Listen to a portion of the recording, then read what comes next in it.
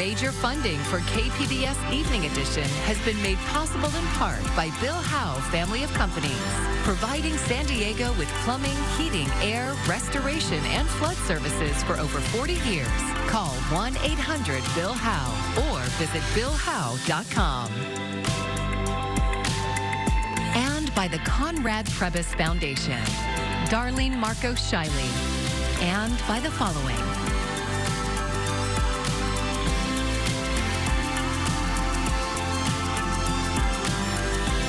By viewers like you. Thank you. The U.S. State Department is urging Americans in parts of Mexico to shelter in place following a wave of violence across the country. Thank you for joining us. I'm Maya Trabulsi. Several vehicles and stores were set ablaze in Tijuana on Sunday by members of a Mexican drug cartel. It was a direct response to the killing of a powerful cartel leader near Guadalajara. KPBS reporter Gustavo Solis says by today, the violence had died down and the city was largely calm. The streets of Tijuana were mostly quiet on Monday, the day after Mexico's military killed the leader of the powerful Jalisco New Generation cartel. The day of relative calm came after cartel members set vehicles and buildings on fire in Tijuana and throughout Baja California on Sunday. It was part of a wave of chaos and violence throughout Mexico in response to the killing of Nemesio Ruben Oseguera Cervantes, who was known as El Mencho. Authorities arrested 22 cartel members, including 11 in Tijuana. The U.S. consulate in Tijuana warned Americans to stay indoors, avoid unnecessary movement, and stay away from crowds. Baja California Governor Marina de Pilar Ávila addressed the public with an emergency broadcast. Lo más importante es esto. No hay personas lesionadas y las autoridades estamos actuando con coordinación y firmeza para proteger a las familias. The most important thing to know, she said, is that there are no reports of deaths on Sunday. And lastly, the governor told citizens to follow 3 simple rules. A la ciudadanía le pido 3 cosas muy claras. Mantener la calma, informarse únicamente por canales oficiales y no difundir información no confirmada que pueda generar miedo o confusión. Stay calm, get information from official sources, and do not spread misinformation that could cause more fear and confusion. Gustavo Solis, KPBS News. American tourists in parts of western Mexico are stranded amid the violence. Several airlines suspended flights to cities like Puerto Vallarta and Guadalajara. Many routes won't resume until Wednesday. David Miranda says his flight home to Chicago was among those canceled. He was told to shelter in place. If you love your life, stay here. Don't go anywhere. The only worry is food. Food, water, everything is closed. It's like a ghost town. It's like there's no Ubers, no taxis, no buses. It's a tourist place, something that's supposed to be beach therapy, ended up being traumatizing for a lot of people here. U.S. officials say American intelligence supported the operation that led to the killing of Mexico's most wanted cartel boss. I'm Ariella Scalise, and coming up tonight under a partly cloudy sky, we drop to temperatures into the 50s. We're tracking a warm, dry pattern across the region. Temperatures well above the historical average. Could be some low clouds that return. We'll have a closer look at the forecast just ahead. The man behind the deadliest school shooting in San Diego County history is one step closer to a chance at freedom. Charles Andy Williams appeared in court for a status conference today. No decision was made on his possible resentencing. Williams, who was 15 at the time, killed 2 people and injured dozens more in the 2001 shooting at Santana High School. He was originally sentenced to 50 years to life, but a judge ruled he can seek resentencing due to a change in California law. We're all disappointed with it.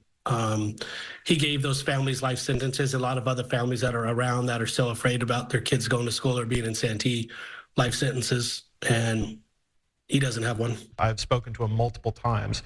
I've read his CDCR file. I have seen the work he has done, and it's beyond exemplary as far as I'm concerned. Williams' defense attorney says he has changed dramatically since entering prison at 15 years old.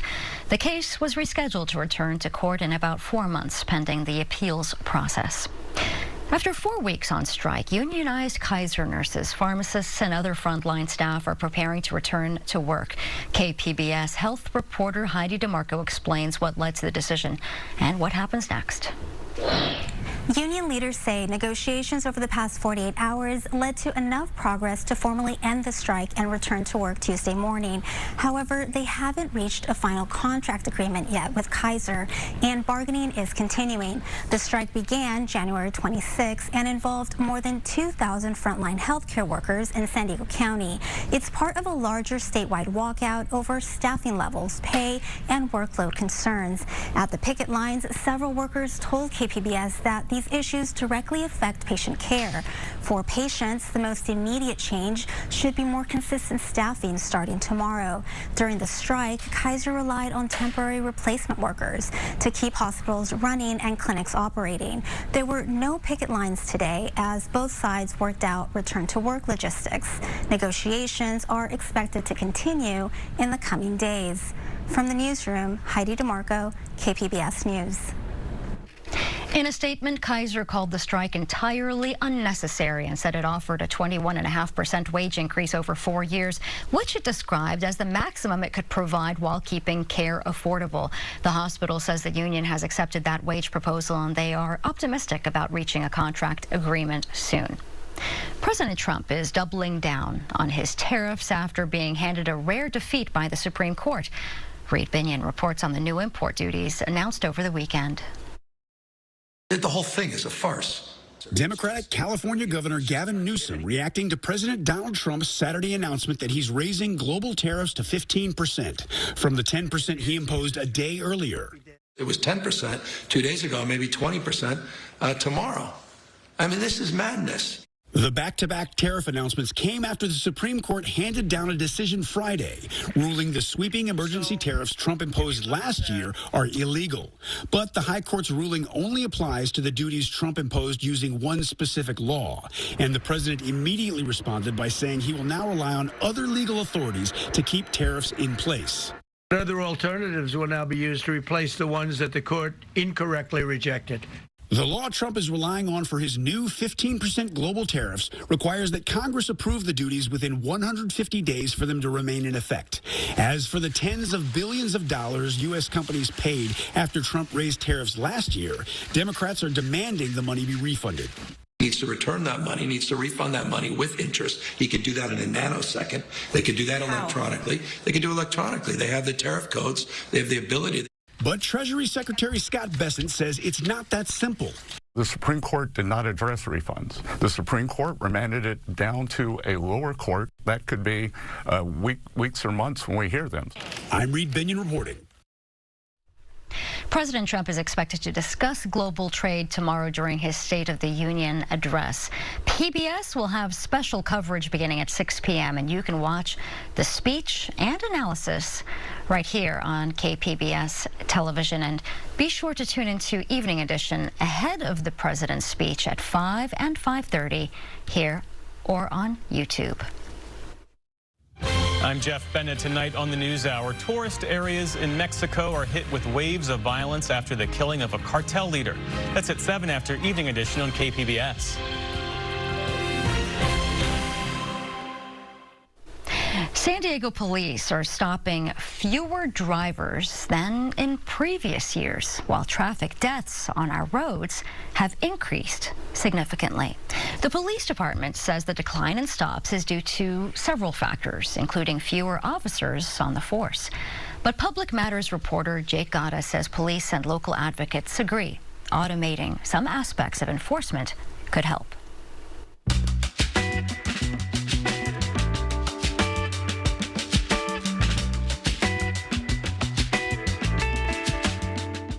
San Diego police are stopping a lot fewer drivers. Now, you might like that if you're a driver who likes to break the law, but the number of people dying on our roads has gone up a lot.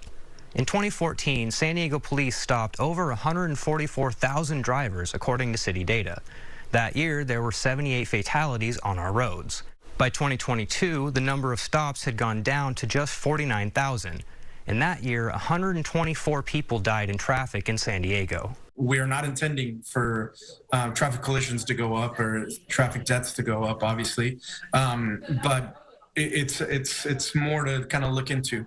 And if ultimately the community says, hey, we need more traffic enforcement, then that's something that our leadership will look into. Police spokesperson Lieutenant Cesar Jimenez said there are several reasons for the decline in stops, but one is the California Racial and Identity Profiling Act, or RIPA.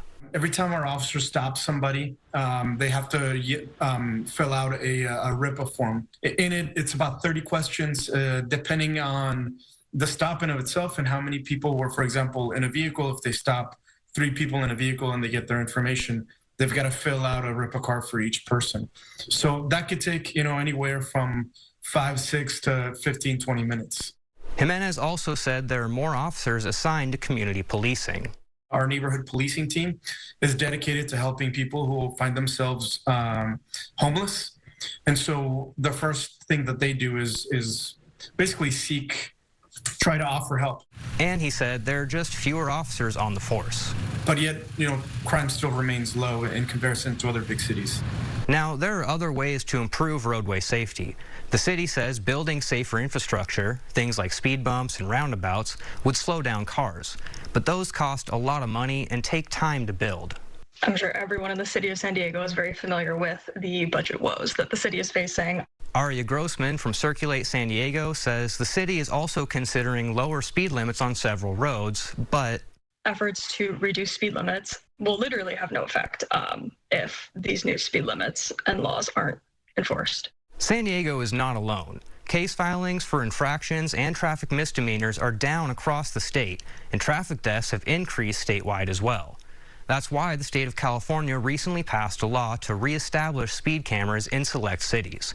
San Diego isn't on the list, but speed cameras and the red light cameras the city of Encinitas is considering could help improve safety on our roads. Measures that get at making our streets safer but eliminate some of that bias that can come with, active police enforcement are something that Circulate and is, supportive of and are net positive in our communities. And Lieutenant Jimenez agreed they could be a useful tool here in San Diego. If the courts allow us to use that kind of technology, I think that would be helpful as well. The city adopted a Vision Zero policy in 2015. The goal is getting to 0 traffic deaths each year. We're a long way from that, and there's no single solution. But state leaders, local advocates, and the police department agree safer infrastructure and better enforcement would help. Jake Gata, KPBS News. And Public Matters is a partnership with KPBS, iNewsSource, and Voice of San Diego. You can see more of our stories at kpbs.org/Public Matters. Just a few months after closing down, a Barrio Logan institution is making a comeback. KPBS reporter Jacob Ayer says the iconic Las Cuatro Milpas Mexican restaurant is getting ready to move into a new location. From 1933 until 2025, the Estudillo family served tamales, handmade tortillas, rolled tacos, and so much more at Las Cuatro Milpas. The food was renowned for its simplicity and flavor, and the restaurant often had a long line out front. Nadia Estudillo is the great-granddaughter of the original owners. I would describe it as your typical homey Mexican food, what you'll expect when you go to your grandma's house, that warm bowl of chorizo with your fresh flour tortillas, your beans and rice. But they closed in December after 92 years in business. The Estudillos sold the restaurant property for $2.2 million. It was a very sad moment for, of course, the Estudillo family, because that property had been on our family for about 100 years now. Nadia says the closure was due to financial issues that are being resolved. Now, Las Cuatro Milpas is reopening its doors just a few blocks away. I couldn't let my great-grandparents' legacy die, and my father couldn't allow that to happen for his grandparents either, so hence our new location, our new chapter in the Estudillo book. Broker Gino Colascio of Commercial Asset Advisors worked with the restaurant to secure the new space. One of the main positives about this space is that it has a full kitchen, it has a hood, grease trap intact. He said they signed the lease over Valentine's weekend.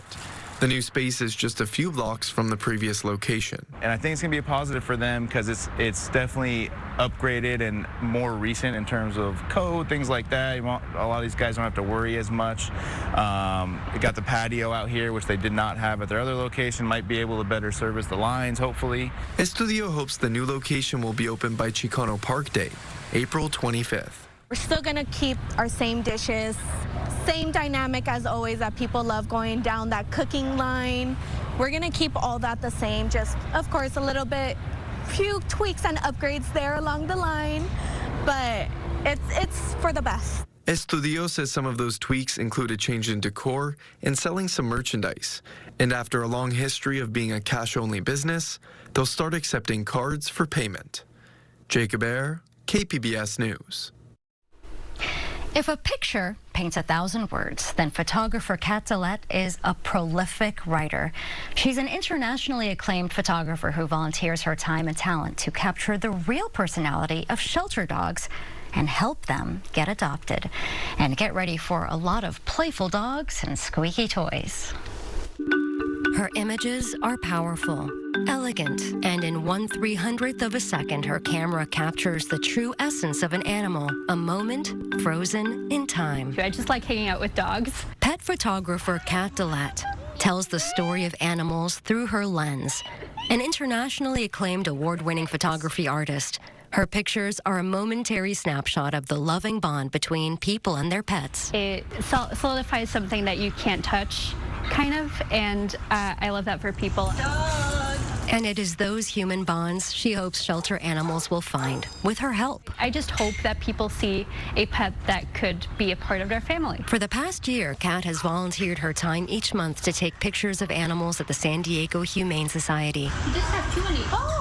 Especially ones that have waited in the shelter for months without any interest. I really hope that I can make a difference by doing it. She says her images highlight the importance of showing each animal as the individual it is, with its own story. A story that could take a positive turn for Doberman Maserati. Hi, handsome. We're just getting all the attention. His regal and sleek composition, complemented by his dapper bow tie collar. And by the looks of Napoleon, the uber fluffy, somewhat derpy German Shepherd, it would be an understatement to say they like it too. She takes her time, gives space, and lets the dogs lead the photo session. With lots of treats, toys, and water breaks along the way. She uses her full vocal range to make different sounds. And a high-tech tool. I cut this out of an old toy, so just a squeaker, but I use it as a whistle. Okay, not that high-tech, but a great way to get the glorious head tilt. Ooh, that was low. Good job, buddy. Look at us sit. The story of why an adult dog ends up at a shelter is always sad. In their intake photos, Napoleon and Maserati look like different dogs. Their soulful eyes reflect their insecurity and uncertainty of their new overstimulating environment. But with TLC and a little cat magic, their new glamour shots showcase their natural exuberance and often goofy nature. The eyes, the ears, the smile. Humane Society spokesperson Nina Thompson says cats' photos can really show a potential adopter what they're bringing home. Having volunteers take pictures like Kat, it helps a lot because it lets these animals show their true personalities. Perfect. And with more than 750 adult dogs in their care, it takes a team with many different talents to give these animals a second chance. It doesn't matter what type of job you do for a living, you can probably help us with your skills. So photography or animal handling, we have our finance department for paperwork. So there's all kinds of ways you can support animals in need. And supporting the needs of animals is what Kat has squarely in her viewfinder. Look at him prancing. Like Maserati the Doberman. It's a good sit. Found as a stray in Paradise Hills, microchipped but unclaimed. He was adopted the day after his glamour shot was uploaded to the Humane Society's website. If I can change a life or two with them, even if it's like just one, that's amazing. Maya Trabulsi, KPBS News.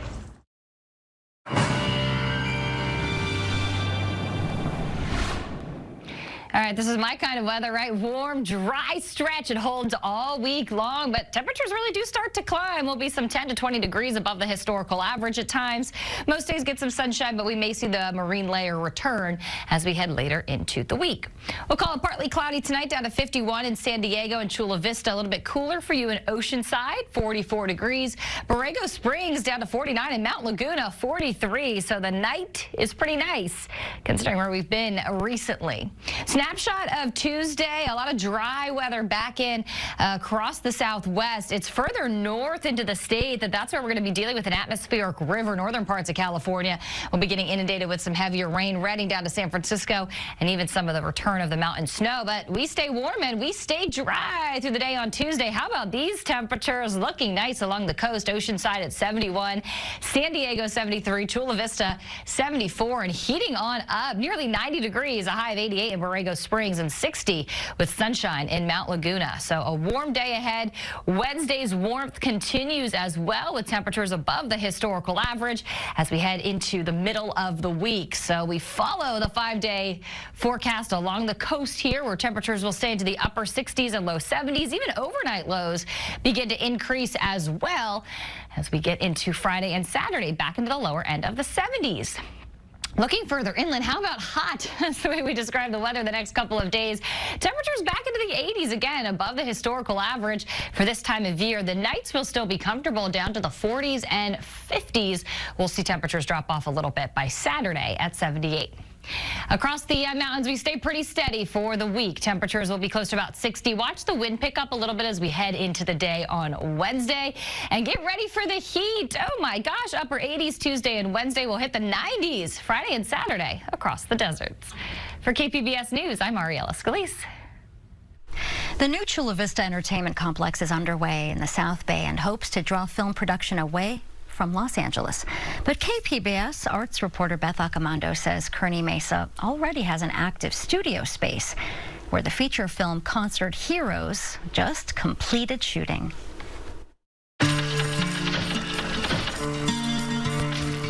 Earlier this month, I headed up to Kearny Mesa to check in on a film shoot. We are about to film Salute You. Carolyn Hennessy is one of the actors in Stephen Mark's Concert Heroes. It's a San Diego story. It's basically about two filmmakers who get hired to do a documentary about a classic rock band coming back to their hometown, and things go haywire. A bloodied E.G. Daly is proof of that. She plays Betty. Well, I just had a bad day. No, I don't want to give away too much, but some things have happened and some difficulties, and now I'm having a little bit of a sore head. Betty might be having a bad day, but the actors are enjoying Spark Studio. I think they're using every square inch, honestly. Leo Katz owns Spark Studio and Encore Event Center. The entire property is 2 acres with 2 buildings. One is just a full-on event center, and then the other building, it's a 3-story building with actually the only rentable studio, double-wall studio in San Diego. They were able to take scenes that would otherwise have to be filmed in probably a dozen different places, and they found spots on the property that they could film here. So it's a pretty abbreviated shoot. They're doing, I think, 10 pages a day, which is probably twice as much as any traditional film shoot. Mark wanted to shoot in San Diego, and not just because it's where the story takes place. Promoting the San Diego film community is so important to me, so that was another big reason shooting here. There are other benefits to shooting here instead of LA. People are happy and excited when you're invading their space. In Los Angeles, it's a 100% different vibe. They either want money for you to film there, or, you know, it's the permit situation is much harder. There's actually a bill that's here in San Diego that we are participating in to bring in rebates, state rebates for independent film productions. But getting LA-based productions to use everything San Diego offers is still a challenge. So a lot of times if they need to come down here to film, they are bringing their crew and their equipment, but we actually have everything here. We're trying to encourage them to use the San Diego talent. Katz wants LA Productions to realize San Diego has both studio space and beautiful exteriors. So they love the scenery of San Diego, but then they go back up to LA to do the inside shots and and things in the soundstage. But we have a soundstage that people can rent. Hennessy, famous for her years on General Hospital, applauds what San Diego has to offer. So I would love it if this became, Hollywood South. Mark understands the perks of shooting in San Diego. His Concert Heroes recently wrapped and is hoping for release later this year. Beth Accomando, KPBS News. And here's a look at what we're working on for tomorrow in the KPBS newsroom. President Trump is set to deliver his State of the Union address tomorrow night. From tariffs to Iran, NPR's Morning Edition will have a preview of the issues he is expected to address. And KPBS Midday Edition is digging into the causes of the recent violence in Baja California and other places across Mexico. You can get the latest from KPBS delivered right into your mailbox, into your inbox, that is. We have a variety of newsletters, including daily headlines, KPBS art streaming picks, and our North County focus. Just go to kpbs.org and look for the newsletter section at the top of your screen, and from there, you can sign up with your email address. And you can find tonight's stories on our website, kpbs.org. Thank you for joining us. I'm Maya C. Enjoy your evening. Major funding for KPBS Evening Edition has been made possible in part by Bill Howe Family of Companies, providing San Diego with plumbing, heating, air, restoration, and flood services for over 40 years. Call 1-800-BILL-HOWE or visit BillHowe.com. And by the Conrad Prebys Foundation, Darlene Marco Shiley, and by the following.